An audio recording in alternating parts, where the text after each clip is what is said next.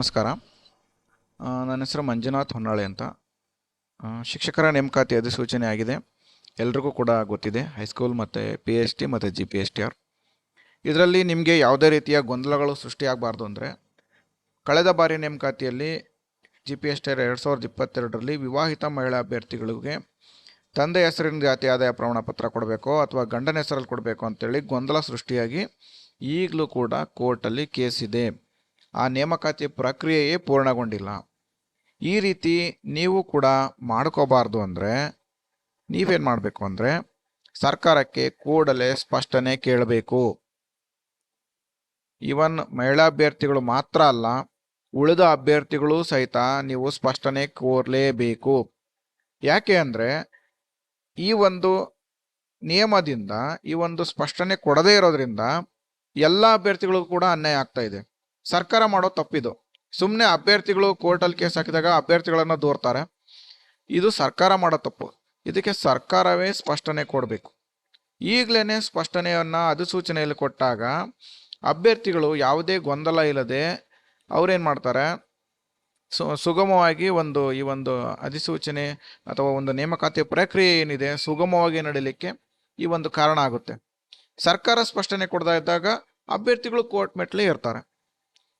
ನೀವು ಈಗಲೇ ಸ್ಪಷ್ಟನೆ ಕೊಟ್ಟರೆ ಸರಿ. ಇಲ್ಲದೇ ಇದ್ದರೆ ಎಲ್ಲ ಅಭ್ಯರ್ಥಿಗಳು ಸಹಿತ ಕೇಟಿನಲ್ಲಿ ದಾವೆ ಹೂಡಿ ಸರ್ಕಾರದಿಂದ ಸ್ಪಷ್ಟನೆ ತಗೋರಿ. ಅಧಿಸೂಚನೆಯಲ್ಲಿ ಅವ್ರು ಯಾರ್ದಾದರೂ ತಗೊಳ್ಳಿ, ನಮಗೆ ಬೇಜಾರಿಲ್ಲ. ತಂದೆದಾದರೂ ತಗೊಳ್ಳಿ, ಗಂಡದಾದರೂ ತಗೊಳ್ಳಿ. ಬಟ್ ವಿವಾಹಿತ ಮಹಿಳಾ ಅಭ್ಯರ್ಥಿಗಳು ಯಾರ ಜಾತಿ ಆದಾಯ ಪ್ರಮಾಣ ಪತ್ರ ಕೊಡಬೇಕು ಅಂತ ಈಗಲೇ ಸ್ಪಷ್ಟನೆ ಕೊಟ್ಬಿಡಿ. ಅಥವಾ ಇಬ್ಬರದ್ದು ಕೊಟ್ಟರೆ ನಡೆಯುತ್ತಾ ಅದನ್ನು ಹೇಳಿ. ಒಟ್ಟಲ್ಲಿ ಸ್ಪಷ್ಟನೆ ಕೊಡಿ ನಮಗೆ. ಈ ಒಂದು ನೀವು ನಿಯಮವನ್ನು ಅದರಲ್ಲಿ ಉಲ್ಲೇಖಿಸ್ತಾ ಇರೋದ್ರಿಂದ ಉಳಿದವ್ರು ನಮಗೆಲ್ಲ ಪ್ರಾಬ್ಲಮ್ ಆಗ್ತಾ ಇದೆ. ಈಗ ನೋಡಿ, ಕಳೆದ ಬಾರಿ 2022ರ GPT ನೇಮಕಾತಿದ್ದು ಹೆಚ್ಚುವರಿ ಪಟ್ಟಿಯನ್ನು ಬಿಟ್ಟಿಲ್ಲ. ಕಾರಣ ಕೇಳಿದರೆ ಕೋರ್ಟಲ್ಲಿ ಕೇಸ್ ಇದೆ ಅಂತ ಹೇಳ್ತೀರಾ.